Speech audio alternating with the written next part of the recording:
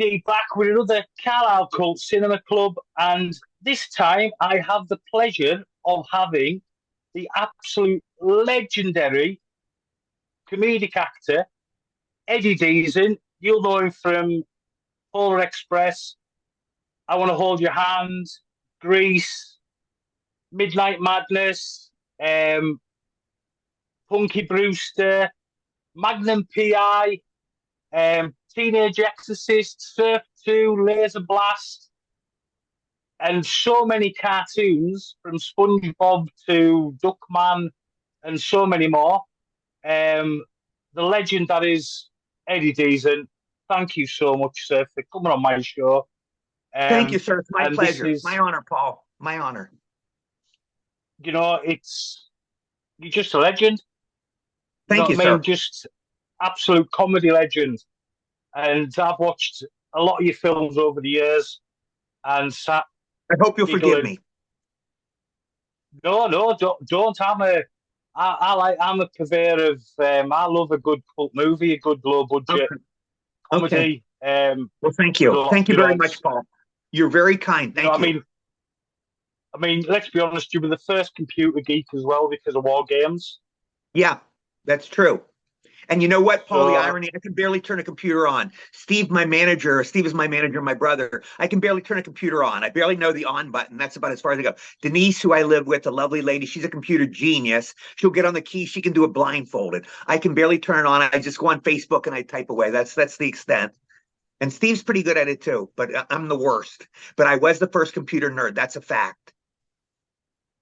And also, you've got your Cameo as well, where you can do happy birthdays and yes, you know, yeah, I do Cameo videos. Yeah, you just go into Cameo videos, just Google it. I do Cameo. Steve and I do them several every week. We do several of them every week. Happy birthday, happy bar mitzvah. I want to say hi to my friend Chris. I want to wish happy marriage, mazel tov to such and such. Happy bar mitzvah, whatever you want. Happy anniversary. You know, I'll do anything. We love doing these cameos, and they seem to make people happy. So that's my joy. So anybody that wants to order one, just go to Cameo, and they're cheap too. It's not a lot either. So if you're broke or cheap, they're not much at all. So don't worry about that. And you get the legend that is Eddie Deezen to say happy birthday, how you doing? Yes, you know, just correct. Whatever on Cameo, yes, which is brilliant. Cheap as chips. Get on it. Get yourselves on Cameo. Book Eddie. Yes, you cheapskates, and also you big spenders, go for it. You know, you can give me a couple $100. We'll take $100,000, take a few grand out of it, whatever you want to pay is fine. But if you're cheap or broke, they're cheap. I think, I'll be honest, Steve and I have done them for as cheap as $16. You can $16, you can order one, something you can have the rest of your life. That's all. You know, that's all. It makes a nice gift, or for Christmas, it's a nice stocking stuffer. You know, just a little gift at Christmas, somebody you love. The holiday season's coming up, and we enjoy doing them. Steve and I love doing those. That's just the side we're doing now. You know, we're on strike. The union is on strike, so we can't do real work, you know, as far as movies and all that. We do signing shows. Yeah, that's it. We do Cameo videos. Yeah. So yeah, get yourselves booked on Cameo. Get Eddie to wish you whatever, and that's fantastic. And Yes. Steve's a bit of a legend as well, who sorted all this out and has become a good friend. I'd like to say thank you to Steve for, sorting his Eddie and his Larry and quite a few others that we're organising at the moment. So yeah, you're a pair of legends, and thank you very much. I really do appreciate it. And so, anyways, let's get started. Yes, sir. Let's get started on this little interview. And I want to start up, obviously, Jewish comedian, come from a Jewish family. So it must have been hard when you decided that, you know what, I'm going to leave home, I'm going to go to Hollywood, and I'm going to become a comedian. Yes. Well, anti-Semitism was not a part of it. We know this is horrible. It's a horrible part of our lives now. We know what's going on with the Jews in the world now. So my love goes out to all of them. I say prayers for them all the time. It's horrible what's going on in the world. But as far as me personally, Hollywood, anti-Semitism is nothing we have to worry about now. The business, there's so many Jewish people in the business, many, I wasn't talking particularly about comedians. For some reason, the comedians are inordinately Jewish. Jews traditionally, I guess because of the turmoil and the strife they've had, they have great sense of humor. Jews are the funniest people in the world, and they're the most wonderful race. I'm very proud to be Jewish, and I've never really experienced anti-Semitism in Hollywood at all. It's been, people. I wasn't talking everybody about knows anything about me knows I'm Jewish. So You Oh know, yeah, yeah. the Three No, I Stooges, wasn't talking about. yeah, I wasn't talking about anti-Semitism. I was just, how close knit a Jewish family is, and you were moving from close knit family, moving away to LA yeah. to We were become a close, but comedian. I was not real happy in school. I wanted to get out and do something else, and I wasn't real happy in my hometown. There were so many nice people, but it wasn't for me. I come from a little town in Western Maryland, Cumberland, Maryland, and they were lovely, nice people. But I wanted to get out into the big city. I wanted to go to LA. I was going to go to New York. I'll tell you a story, Paul. This is a true story. This is what changed my life. But I was going to go to New York. My original plan, because we're in Maryland. I grew up in Maryland, and New York is a lot closer than LA. LA is California. That's all the way across the country, 4,000 miles. New York is relatively close. So I was planning on going to New York. So anyway, I graduated high school in 1975. I was 18. But in the summer of 74, we visited New York, my family and I. We went to New York. And this is the story that changed my life. I was in New York and I was real excited. I was 17 and I went out for a walk on the streets alone. I go, this is so cool. You see the skyscrapers and all these cool things in New York, the carriages and Central Park and, Manhattan. It was so cool, all the shops and stores. And I was there and I was happy and I was walking the streets and a guy stopped me. He goes, hey, man, can you give me change for $1?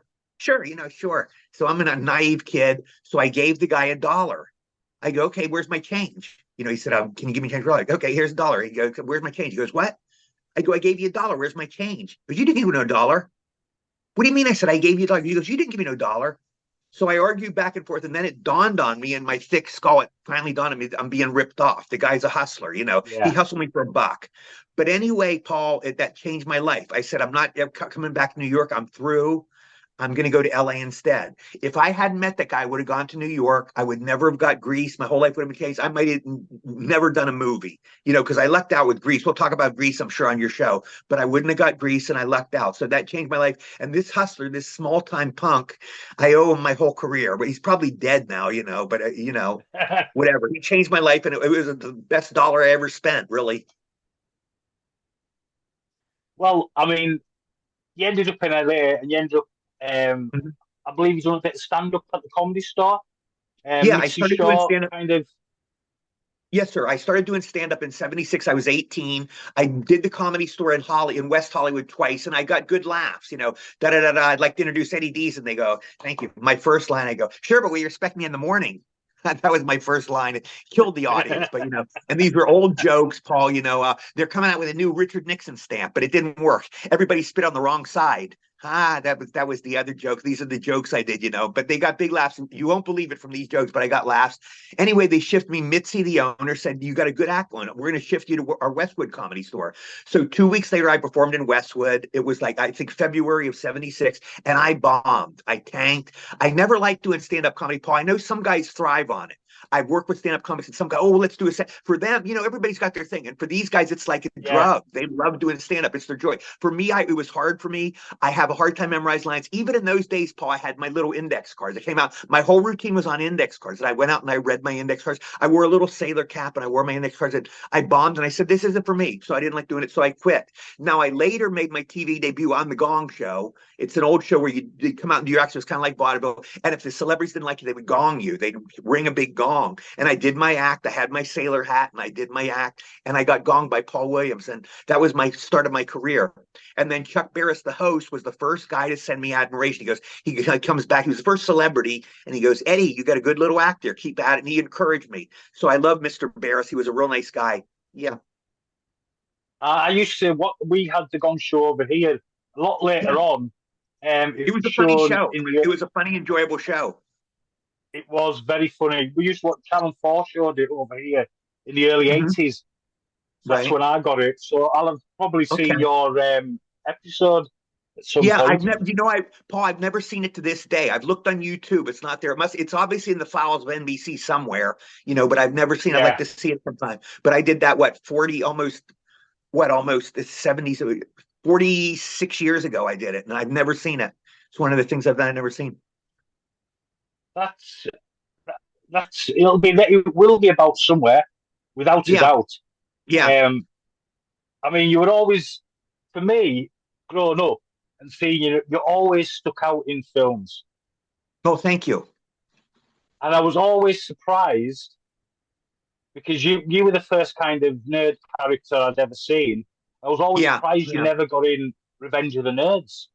Yeah, people ask me that, Paul, and that's a great question. That's one of the most common questions. There's like about, in my life, there's like 10 questions I get asked over and over and over. What was Grease like? What was John Travolta like? What was Tom Hanks like? What was Polar Express like? I always get those. You look like you should be in Revenge of the Nerds. Oh, and people go, aren't you Pee Wee Herman?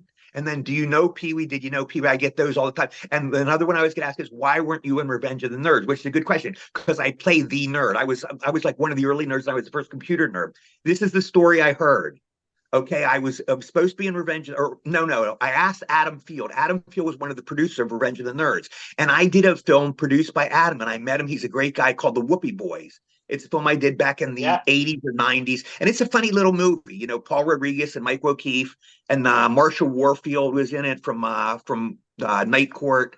But it was a funny movie. But anyway, I asked him. I said, "Why was I not in Revenge of the Nerds?" And this is what he told me. He said, "Eddie, the joke of Revenge of the Nerds, our original idea is we wanted to dress up these regular guys and make them look like nerds, put glasses on them and make them look like nerds, and that was the joke of the movie. You already are one." He goes, "You look this way, you act this way, so there was nowhere to go with you. You were just yourself. That's why we didn't hire you." Now it sounds like a specious story. I don't know if that's true. Maybe he was trying to save my feelings, but I never even auditioned for Revenge of the Nerds for some reason. But that's the story I got from the producer of Revenge of the Nerds. So he was a great guy. Maybe he was just being honest.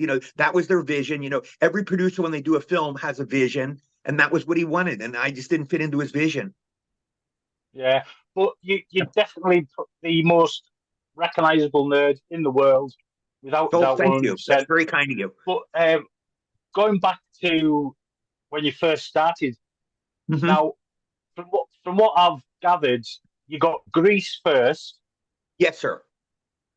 then Laser Blast, Yes, sir. then I Want to Hold Your You're hands.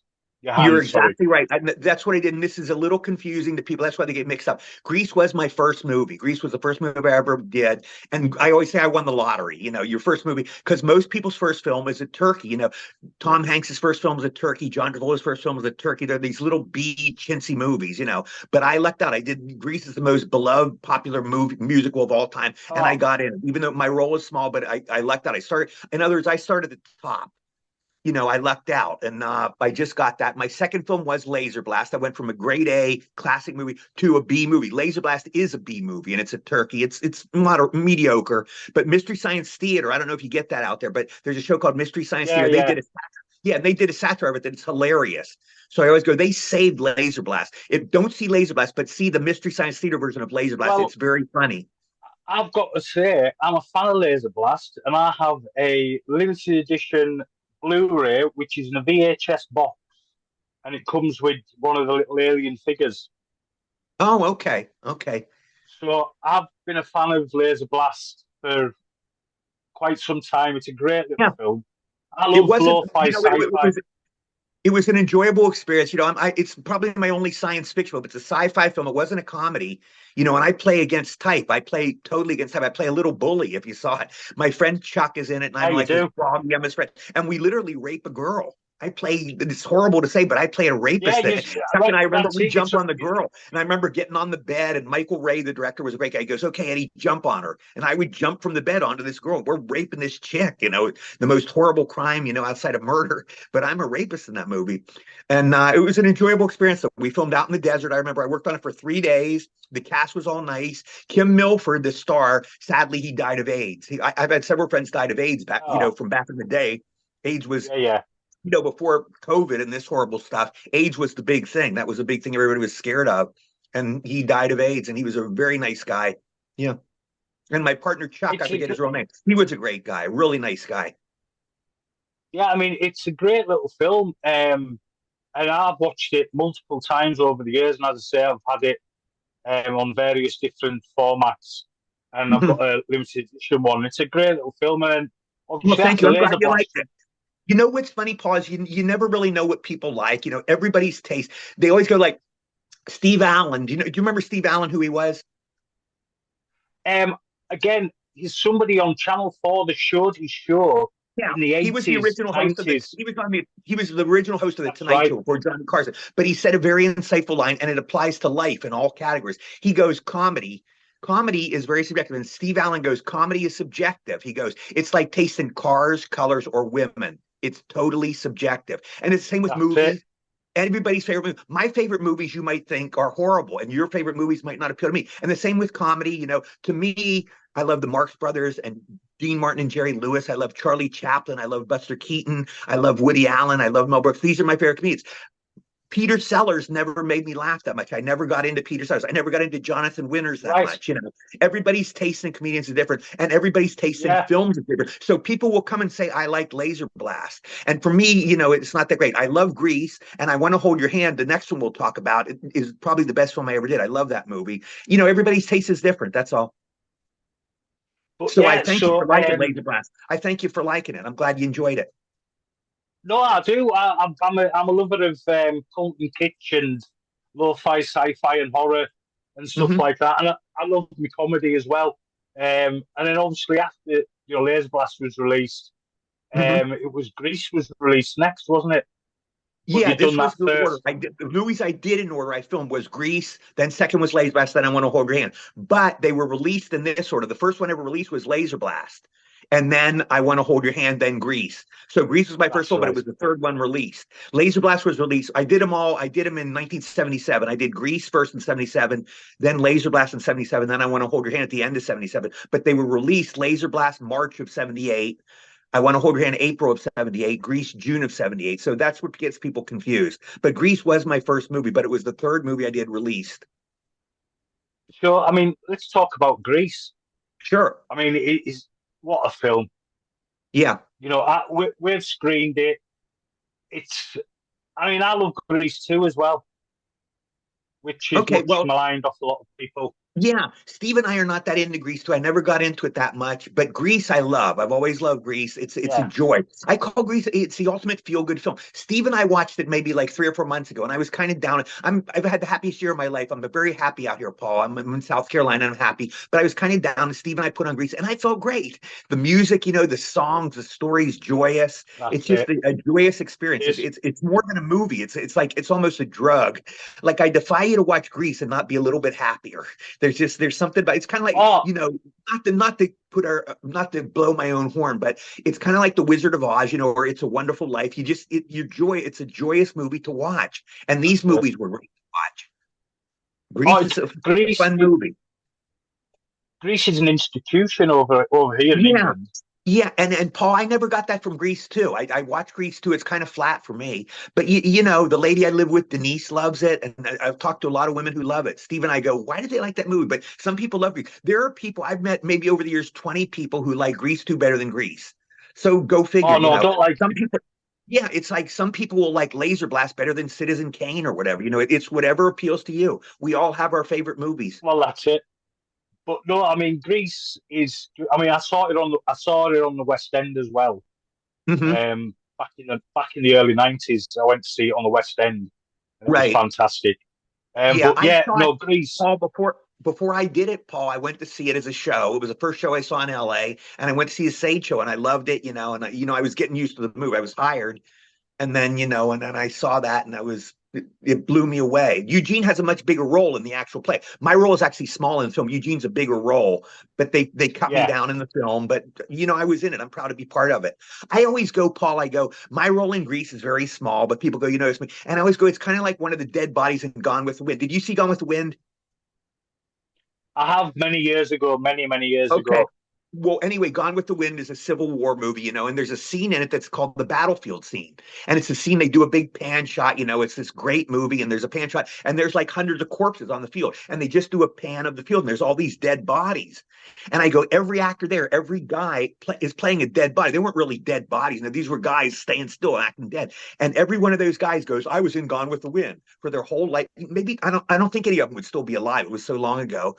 They'd be over 100 now, but these guys, I was in Gone with the Wind with Clark Gable and Vivian Leigh, and that's like the biggest movie ever. They were bragging about that, and Grease, I'm kind of like that. I have a better role than being a dead body, but I have a small role in Grease. What makes me stand out is I'm different than everybody in the movie. Everybody, all the other guys are in black leather jackets, and I'm like this totally different character. So that kind of makes me stand out. That's why I'm good in it. But I don't do that much. I get hit with a pie, and then at the end I wave to the car, and you'll see me jumping around in the dance scene, and I walk down the stairs, and the T-Birds hassle me.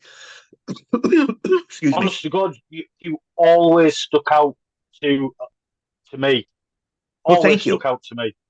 Thanks You very know what I mean? much. Because in a way, I felt like a nerd myself back when I was, a young kid. Yeah, I think So people might associate with Eugene, yeah, because he was kind of picked on. And I was picked on in school sometimes, I was bullied a little bit. So I could see where people associate with that. yeah. So I mean, how did you get the obviously audition for the role? So what was that like going in and This auditioning is, for the? I don't know, are you a religious man? No, I'm not. I'm not. I must admit. Okay. Well, this is a religious story, but I understand, I'm a libertarian. Whatever you want to believe is your business. But if you are an atheist, you take it as just lucky. My religious friends say you got a blessing from God. My atheist friends who don't believe say you got a lucky break. But this is a true story. I went into Greece and I went into Eugene. I went in as this nerdy guy. And while I was reading my audition, I had like 4 lines, hey, you guys, I said, or something, whatever. And I noticed they were there. The director, Randall Kleiser, was there, and Alan Carr, the producer, was there, and Joel Thurm, our casting director. And while I was reading, I could see, and they were nudging each other. They were going like this. They were nudging each other. And I realized that's good. That's a good sign. They're nudging each other. Like you see a cute girl, hey, get a look at that babe, They were nudging each other. So I thought I did good. Anyway, I get home, my agent called. They said, guess what? They loved you. You're hired. So I'm in fucking Greece, with John Travolta. So I called my parents, of course, my brother and sister. I told all my friends, I'm going to be in a movie with John Travolta. It's called Grease. That John Travolta was like the biggest star in the world. So I'm going to be in Greece. Anyway, a couple of days later, Paul, they called my agents and they said, look, Eugene's a small role. We're not going to use Eddie. He's out of the movie. So, I mean, talk about pulling the rug out from under me. They pulled the uh, rug out. It's like I was totally shot down. I was over the moon and I got shot down. So I had to tell it, I had to tell my friends I'm not going to be in the movie anymore. I was crying and that was hysterical. Anyway, my agent called. She told me the news. They're not going to use it. I was, gloomy. And she said, we're going to go to church. And I go, I'm Jewish. She goes, I know. So we went to church. We went into a church. We were there. And she said, we're going to light candles and pray. I'd never done that, but I took it. I took the light and there were candles there and we lit them and I prayed fervently. I go, please, dear God, let something good happen. Please let something good happen in my life. And I swear to God, this is true, Paul. A couple days later, Paramount called back my agent. Regina was her name. And they called her and said, we want Eddie back in the movie. He's back in. We're putting Eugene back in the movie. So it's either a total coincidence, it could be a luck job, and luck jobs happen, or maybe there was divine intervention. It could be anything. But again, if you're religious, it sounds like a religious story. But if you are an atheist, you just got a lucky break. It's like a guy winning the lottery. I freaking won the lottery yeah. with Green. Oh, I mean, it's such an iconic film, and you Yeah, know yeah. everything about it, and it's excellent. I mean, what's some of your memories of the cast, how Travolta and Well, obviously Olivia Newton John were, and John John was a prince. John was the nicest guy ever. He was so kind to me. He called me buddy. How you doing, buddy? Every day. You all right, buddy? Hi, buddy. And I come over. I remember, Paul, a day on the set in Greece, it was vast. There were like hundreds of dancers and extras and cast. The crew, there were like literally hundreds. It was a huge, yeah, movie. Anyway, one day I came on the field. I'm like a 20-year-old idiot. I used to take the bus to the set. That's how green I was. And I had this chocolate ice cream cone. I remember I was licking my cone and I see John there. He's surrounded by all these girls, surrounded by these cheerleaders, and he's talking. He's the biggest star in the world. John saw me. And I remember he jogged over across the field and he came over. How are you, buddy? And he shook my hand. That's the kind of guy he was. That's the story that sums up John Travolta in a nutshell. He saw me and he jogged over to see me, the biggest star in the world. yeah. That's the kind of a guy he was. And I mean, that 1-2 of Saturday Night Fever in Greece at that time was just phenomenal. And Yeah, you know, you from Greece. Now let's talk about I Want to Hold Your Hand. sure. Paul, I'm going to get a lozenge real quick. I'm right here, okay? I'm just going to Yeah, get lost. yeah, It's right no in my problem. room. I'm just going to get lost for my throat. Yeah, no problem. Okay. Here I am. I'm back. No I should problem. have brought water, but I'll use a lozenge. That's fine. Sure. I'm sorry. Go I've ahead, got a sir. drink next to me because no. So I mean, you've done Grease, you've done Mm-hmm. Laserblast, and now I Want to Hold Your Hand, which Mm-hmm. is a fabulous film about the Beatles. And I love the Beatles. I'm named Mm-hmm. after Paul McCartney. Seriously. Um, You know what, Paul? seriously, This is true story. I've read literally over 1,000 books on the Beatles. I'm the world's biggest Beatles fan. but I got a new George Harrison book yesterday, and that's like somebody, getting married or somebody giving birth. That's how happy it makes me. Books are my joy. They're my greatest joy. Everybody's got their thing, Yeah. and I'm a bibliophile. I love Oh yeah. books. Steve came in yesterday. He knew I was expecting the book, and Steve came in with the package. He's such a nice guy. And I dove into it yesterday. I can never read too much about the Beatles. Oh, the Beatles, just greatest band that has ever been, Yeah, most influential they were band in the world. they were the greatest band. They gave us the greatest music, and they were four incredibly fascinating guys. They were all so fascinating in their own way. Yeah, that's it. Each of them with their own character. They weren't, Mhm. you get a Yeah, lot of bands where you don't know who the drummer is, yeah. or you Well, don't know who that guy. this is what Steve said. Steve said, is there any other band in the world that everybody knows who their members are? Can you know any other band you can go on the street and say, name the members, even of the Stones? Everybody knows Mick Jagger and Keith. Yeah, Can anybody name all five Rolling Stones? Most people can't, but everybody knows who no, the four Beatles are, unless, they're just so stupid or young. exactly. And they influenced so many other bands and Hmm. so much music. You know what I mean? It's just absolutely amazing. So, what was it like? I mean, how did you get your role in I Want to Hold Your Hands? Well, I met Bob Zemeckis, who's my favorite director, and he hired me for I Want to Hold Your Hand. I Want to Hold Your Hand, Paul. I had 9 auditions. That was the most I ever had for any movie. I auditioned 9 times. Finally, they Yeah, hired me. They had me do scenes with different girls. Then finally, they got Wendy Jo Sperber, who was a force of nature. She was one of the best comedians I've ever met. Sadly, she died early of cancer, but she was the best partner I ever had, the best comedy great. partner I ever had. Yeah, absolutely great. She's funny, like in Bachelor Party, Tom Hmm. Hanks. Yeah. And she did Absolutely Bosom Buddies, fantastic. with Tom Hanks. She did the show Bosom Buddies with Tom Hanks and Peter Scolari, who I later worked with in Polar Express. Ah, right. So you worked with them all kind of Hmm. in Polar Yeah, Express, and you'd worked yeah, with Wendy in, I Want to Hold You, which and I is want to. it's such a great film. Yeah, to this Did you day, ever it's the see? best thing I ever did. I think because you know what, Paul, I was playing myself. I'm a Beatles maniac myself. I'm a nut. It's like, Paul, can you play a podcaster in the movie? And you're playing yourself. So I basically play myself. I was a little stretched out, but that's how I am. Yeah, I was basically playing my own character, a little exaggerated, but I'm kind of crazy like that, and I love the Beatles. And Bob Zemeckis is the best director I ever worked with. He hired me years later for Polar Express, and I work for Spielberg. Spielberg is like Elvis, he's like, there's nobody better than Spielberg. But as good as Steven was, I like Bob better. Bob is just a better comedy director. And Steven's a great director, but Steven's not really a comedy director, like Bob is. Bob can do a comedy or a drama. Steven will do a great movie with comic moments. Like Jaws, there's the moment, you Yeah, remember the scene where Richard Dreyfuss crushes the paper cup? There's little scenes like that. And he'll have, E.T. when Gertie sees E.T. and she screams. There's like little yeah. funny comedy. But as far as carrying a whole movie for 2 hours, comedy's not really Steven's thing. He's a brilliant director, but Bob can do a comedy or a drama. And we were just But I closer really friends. enjoyed I Well, really thank enjoyed you. 1941 as Yeah. well. Well, thank you. Yeah, that was John Belushi, who I loved. He was a wonderful, nice guy. And he left us too soon. I love John. I love Dan Aykroyd. And I love Steven. It was that was a really fun movie. One day I was on the set, Paul, and it was lunchtime.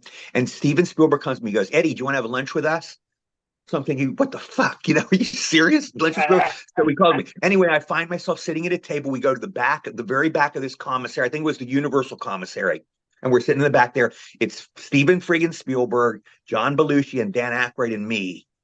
So I'm sitting there like, what the fuck? I didn't say a word, Paul. I was so overwhelmed. I just said, I'm like Jackie Gleason on the Honeymooners. I didn't say a word. I sat there. I didn't say a word the whole lunch. And those three talked. They were talking. And I sat there nodding like an idiot. Then finally, after lunch, I realized I don't have any money. Oh my God, I'm going to. And luckily, Steven picked up the tab. I would have said, I'm Mr. Spielberg. Steven, can you please pay? But he was nice enough to pick up the tab.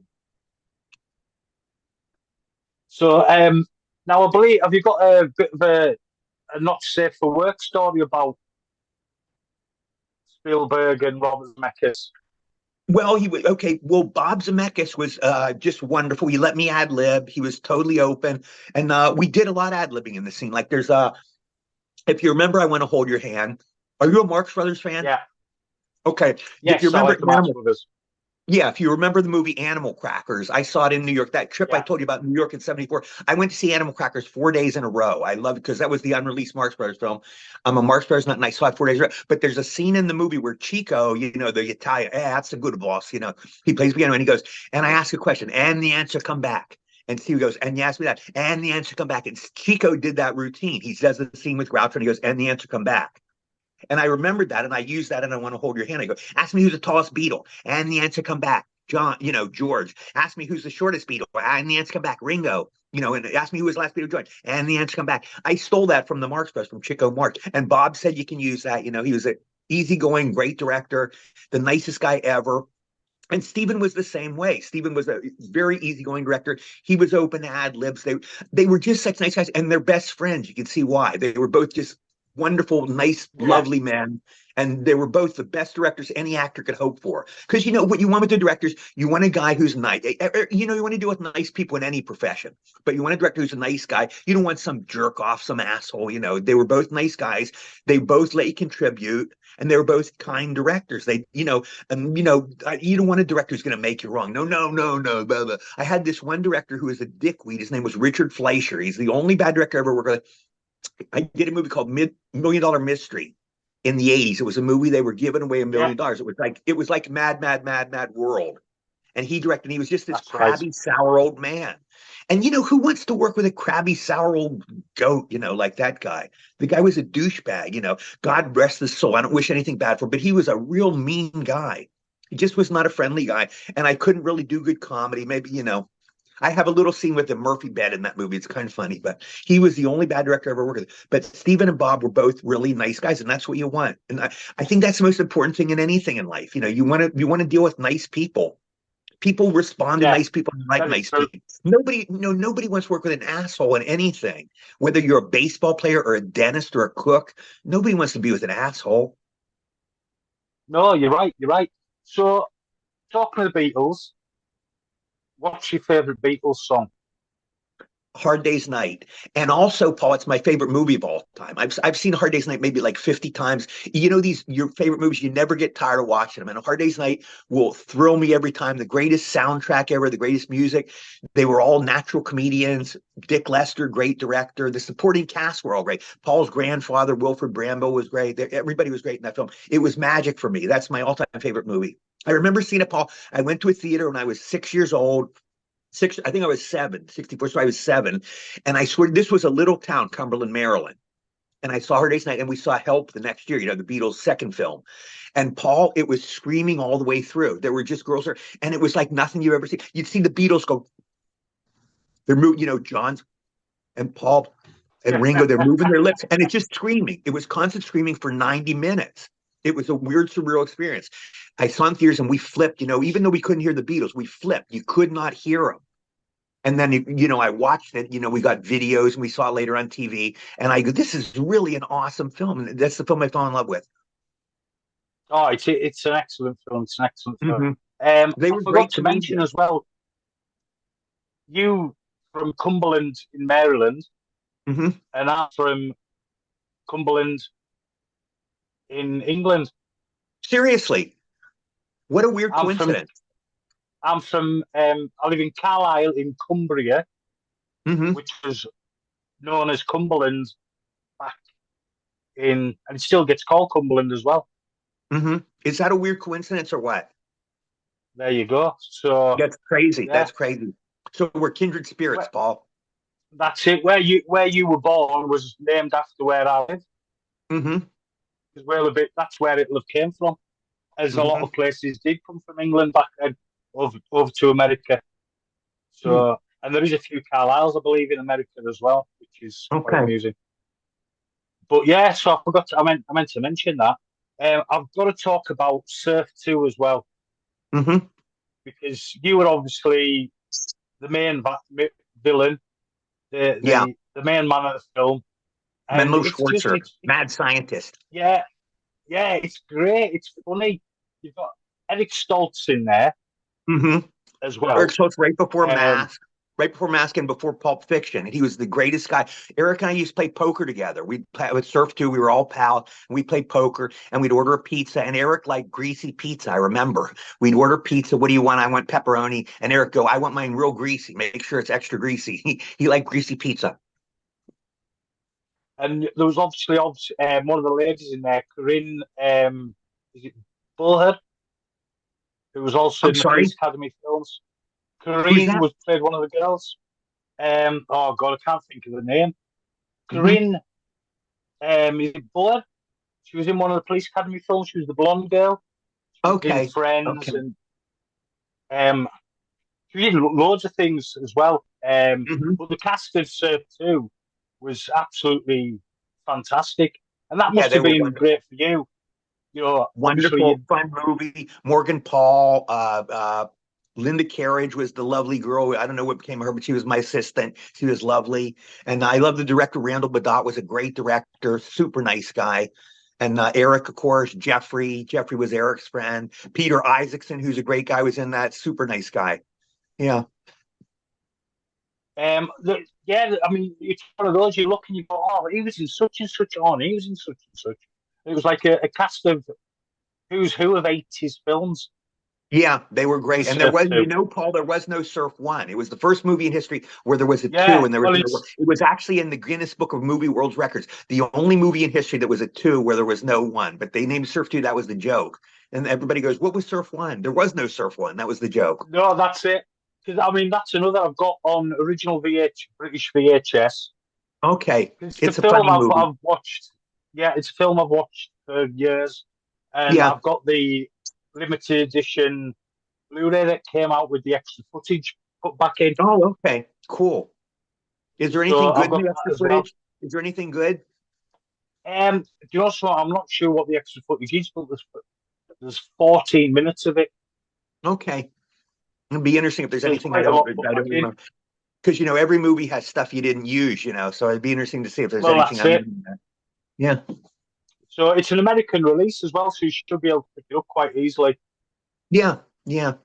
We live in a great age, So don't look we? into Any that. any But movie in history pretty much you can get now. You can either see it on YouTube, see it, stream it online, or you can order a copy of it. that's it. That's Yeah. it. And then It used to be you were in. back in the day, Paul, when go ahead. No, no, continue. I was just gonna say back in the day when I did these movies in the 70s and 80s, you would do them and they would tank and they were gone. Before VHS was just starting in the 70s, and you would do a B movie, and not everybody even had a video player. And you do a movie and it would tank, and you just go, this movie's forgotten forever. It's just, like a book that came out and nobody buys the book. It's just kind of forgotten. It's kind of collects dust. But now you can go back and look at all these films. They're kind of like history. Well, that's it. I mean, I like to make cult films, so I collect as much physical media. Oh, So, excuse me. before the last 10 minutes, then I've got to quickly mention um, Beverly Hills Vampire, Beverly Hills where you Vamp, got yeah. to work. Beverly Hills Vamp, one of Where my you, few yeah, horror Vamp, movies. sorry, Yeah. where you got to Crazy work horror with movie with the look. Britt Eklund. That's with Britt Eklund? I got to make out with Britt Eklund. She was very pretty. I think That's it. I'm not sure. I might be wrong on that, but I got to make out with Morgan Fairchild on Mob Boss, which was an honor. I might have kissed Britt Eklund in Beverly Hills Vamp, but maybe not. But she was a really nice lady, and that was Fred Olen Ray, I think. Yeah, Fred Olen Ray's a great director. I did Mob Boss, which is one of my few top things, and Mob Boss was a funny movie. Did you ever see Mob Boss? I haven't seen Mob Boss, but I will go and Yeah, look for it. if you get your hands on that one, it's a very funny movie. And that one I'm top billed. Oh, excellent. Well, I'll find that and check that out. And Okay. last of all, I've got to mention Teenage Exorcist, which I Yes, believe that's you, not that's a you and fair move. Steve. Yeah, I'm top billed in that movie, but if you see it, I don't come in for like an hour. I'm not in the first hour, and then I have a couple scenes at the end, and there's a couple funny bits in that. There's a couple funny things. Yeah, well, I mean, it is. It's quite a funny movie, but I've got to Oh, ask, thank you. how did you manage to act when you had Brink Stevens in that attire in front of you? Because I'd have found it quite hard. Yeah, she's lovely. Brink's a good friend. She's my Facebook friend, and I loved her. It wasn't a sexual thought. I just didn't look at her that way. For some reason, I'm, So, I'm, I'm a Barbara Eden man. If it's Barbara Eden, then I Dream of Jeannie. The Gilligan's Island girls, Ginger, Marianne, they do it for me. Brink didn't do it for me that way. She's a lovely girl, and there's a lot of guys go gaga, but she wasn't my type that way. But she's a brilliant actress, and she's a great friend. I love her. But I was just acting and a role. she, no, no, no. I was just obviously it was just a bit of a joke, as in Oh, how were you able to acting, while she was it was in fun. that attire because It's always a funny gag when you put a nerd with a beautiful girl. It's always instant laugh because it's such a mismatch and it's a natural laugh getter. So I'm just, it's like when I work with Morgan Fairchild or a beautiful girl. It just always gets a laugh. It's kind of like Don Knotts, when Don Knotts with this hot babe, it's funny. If Andy Griffith's with a hot babe, it's not that funny because Andy's the handsome, good-looking, virile guy. But the nerdy guy with the beautiful girl is always funny. and you got to make out with a lot of beautiful girls in I got to make various out with films over Morgan the years. Fairchild. This is my dream, Paul, and this is every guy's dream, every straight guy's dream. But I'm doing the movie Mob Boss with Morgan Fairchild, and there's a scene in it where we were doing the gag, where the beautiful girl kissed the nerd, and he comes up and his glasses are steamed up. So we have the gag, Morgan Fairchild, I'm going to make out with her, and my glasses are steamed up. So the big scene's coming up, and I'm going, oh yeah, I get to make out with Morgan Fairchild. But anyway, what does she say? What's the happiest words I ever heard in my life? I'm about to make out with Morgan Fairchild, and Fred Olen Ray goes, let's rehearse the scene. And then Morgan tops it off. She goes, Eddie, do you want to rehearse? Going, what the fuck do you think? It's like, Eddie, do you want $1,000? Yeah, I want to make. So Morgan took me and she took my head to the side. She kissed me to the right. She took my head to the left and kissed me. We kissed straight on. What do you like? We figured, how are we going to do the scene? I did it to the right or whatever. And we rehearsed the scene. And Morgan is a great kisser, soft lips. She's a beautiful, and she's even nicer. As beautiful as she is, she's even nicer in real life. She's the nicest lady ever. It was a joy working with her. Oh, brilliant. And Yeah. obviously, we've got to end on telling everybody to get their asses on Cameo. Yeah, Book please. Eddie. Yeah. Eddie and Steve will be get you on Cameo. Happy birthdays. Happy wedding. Congratulations. You've just got a Happy bar mitzvah. promotion. Yeah, if you want to buy Who a cameo, cares? it's fun for us. That's all. Yeah, That's it. it's just there's no Give, other work here now. There's no other work. Steve and I have signing shows coming up. We have a Comic-Con out here in Greenville. I forget what it's called, but you can Google Comic-Con in Greenville, November 19th. It's the 17th through the 19th. We're doing a show in New Jersey, a signing show the 12th. I forget the name of it, but we're doing those. We have those coming up. I'll be in the Christmas parade December 4th in Duncan, South Carolina. I'll be in a float there waving. So I love being in parades. And I'm reading Polar Express to some kids, some beautiful kids in a classroom in December. I don't have the exact dates, but you keep busy. Steve's the greatest manager in the world. He keeps me busy. He's always got something. Steve's on the phone all day oh, work. brilliant. Me and his other clients. Steve has other clients, and he works hard. He busts his ass and he gets us work. He's a great guy. Oh, he's a fantastic guy, and I love chatting Yeah, to himself. And yeah, I've yeah. really enjoyed chatting to yourself, Eddie. And I'd love to have you back on at some time as well, so we can chat some more. It'll be my pleasure. We have 4 more minutes, so if you want to ask any more questions, please feel free. We have 4 more minutes. I'm trying to think what else I could. You want to talk about Polar Express, Tom Hanks? Do you want to know about Tom Oh Hanks, yeah, Polar come on. We Express? haven't talked about Paul Express. He was a great So guy. I got hired for Polar Express. I was hired. I didn't have to audition. Bob Zemeckis did it. Who did I Want to Hold Your Hand? He remembered me yeah, all those years later. Bob and I exchanged Christmas cards every year. I just love the guy, and we'd always exchange Christmas cards. And I come in, I audition. He goes, "This is this new thing called motion capture." He never mentioned Tom Hanks. So, do you want to be in the film? He wrote me a role. If you get the Polar Express book, it's like this classic Christmas book. But if you get it, Paul, know it all, my character's not in the book. Bob wrote in this character especially for me, and he added me right. because he knew me. So I lucked out. And Tom Hanks is my favorite star. So anyway, I'm on the set the first day, and I hear a voice. Bob goes, "This is what," he showed me a little screen test film, and it sounded like Tom Hanks' voice, but it was a cartoon. I go, that sounds like Tom Hanks. So I'm there on the set, and he comes bouncing in the room, Tom Hanks. There's me and like 100 guys there, Paul. And he comes up to me first. He goes, "Hi, Eddie, I'm Tom." I'm like, "No shit, Sherlock. Are you fucking serious?" He's introducing himself. But he's a Ray, the biggest stars, I'll tell you a secret, the biggest stars are the nicest guys. And he's like John Travolta, totally without ego. He's just regular. "Hi, Eddie, I'm Tom." Anyway, we finished the film, Paul, and the last day of shooting goes, "Eddie, I hear you're a baseball fan." And I am. I go, "Yeah." He goes, "Do you want to come to a Dodger game with me?" Are you fucking serious? So anyway, I get to go to 3 Dodger games with Tom Hanks, and he was a total nice guy. I'll tell you about the first game real quick. I had a friend named Tommy who was dying. He had a disease where his body was atrophying and his body was gnarled up. I'm not trying to ridicule. I'm just trying to show you he was like gnarled up, and Yeah, yeah. he had a hard time walking. He had a hard time balancing himself. I would walk with Tommy and he would be falling, and I would get used to catching him. He would literally fall over. He couldn't bounce, and he would get these dizzy spells. And he was on his last legs. And I go, and he goes, Tom goes, you can bring a friend. So I didn't tell him in the first Dodger game. I brought my friend Tommy. And Tommy could hardly talk. He would go, "Hi, Eddie," you go, and he would slur his words, and he would like literally spit. He would like spit, and he couldn't control it. But anyway, I go, "Is this going to be a train wreck?" So anyway, I bring him to the game. Tommy comes in, and we sit down on our seats. Tom Hanks comes in and sits beside Tommy, and I'm in the row back of him. I'm going, "Oh my God, is he going to be embarrassed? Is this a horrible idea?" But I saw then Tommy was talking to Tom Hanks, and Tom Hanks is listening earnestly. That's all I could say. He just was talking and saying hi, and Tom was listening earnestly, nodding his head. And Tom takes out a baseball and he autographed it and gives it to Tommy. And it was just a beautiful sight. Nice. And we sat through him with the whole game, and it was a joyous experience. And it was one of the happiest days of Tommy's life. I went out to the car and Tommy, I think he said this is the greatest day of my life. He got to meet Tommy. So Tom made it special for him, and that was what made it such a joyous experience. Oh, that's a lovely little story. It's a heartwarming story. That's Tom Hanks. Yeah, if you want to know a story that defines Tom Hanks, that's the story. There you go. What can we say? Tom Hanks is as lovely in person as he is on the big screen. He is the everyman. Yes, he was. Yes, he is. Well, we'll end this, Eddie, because we'll let you get off and get your nap. But as I say, we'll have you back on anytime you want. It's been an absolute pleasure talking to you. Well, it was let me tell you something, please. It was my pleasure, Paul. You're a wonderful host.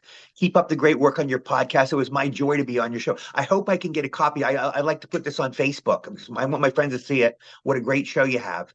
It was so nice talking to you and chatting with you. Thank you very much. And it's been a pleasure talking to yourself. An absolute honor, in fact. And there's been a lot of people saying, I can't believe you're getting to talk to Eddie Deezen. And I'm chuffed to bits to get to talk to you, because I've been a fan of your work since, well, the early 80s, shall we say. Probably the first time I saw Grease on TV. And then over the years, I've done to check more of your work out. I'd love to talk more Beatles with you at some time, because I'm an avid Beatles fan. And I'd love to talk some more about some of your, Paul, you can try to stump me with Beatles trivia next time, because I'm a Beatles, not to brag, but I love Beatles trivia. Even if I do get stumped, I like to learn new stuff. I always learn new stuff, but my mind's a repository of Beatles weird trivia. Well, I have got a couple of bits of Beatles trivia concerning my hometown. Okay. One, they got kicked out of one of the hotels for being a bit rowdy when they played in Carlisle. Yeah. What year was this? Was it with the Ringo days, with Pete Best days, or what? No, it was the Ringo days. It was in the early I'm surprised days. Anybody kicked them out. I mean, they were like such. It was when they were, let them tear up the room. They're the Beatles, They were like gods. Well, this is the days when they were supporting Sandy Shaw. Mm-hmm. They went on that tour and they were support act, and by the end of the tour, they were the head act. Okay. And they stayed in the Crown of Mitre Hotel in Carlisle, and they got booted. They were drunk. Did they get drunk and rowdy? Is that what happened? Yeah, basically. There was a golf do going on, and they went in and started helping themselves to the buffet and things like that. It's the Beatles, you know what I mean? And it was in the younger days. And also for that same gig, there was a bit of a riot for tickets, and people went through the window of the greengrocers that was next to the venue. Mm-hmm. So there you go. There's a couple of bits of trivia. Good trivia. Thank you. From Carlisle. I'll file that away. Beatles. Okay. Yeah. So, but no, I love the Beatles. They're a great band. It's been a pleasure talking to yourself. Thank you, Steve, for sorting this out. I'll say goodbye. God bless, and thank you very much. Thank you, Paul. Thank you, sir. My pleasure. Take care. Take care. See you later, Eddie. Thank you very much.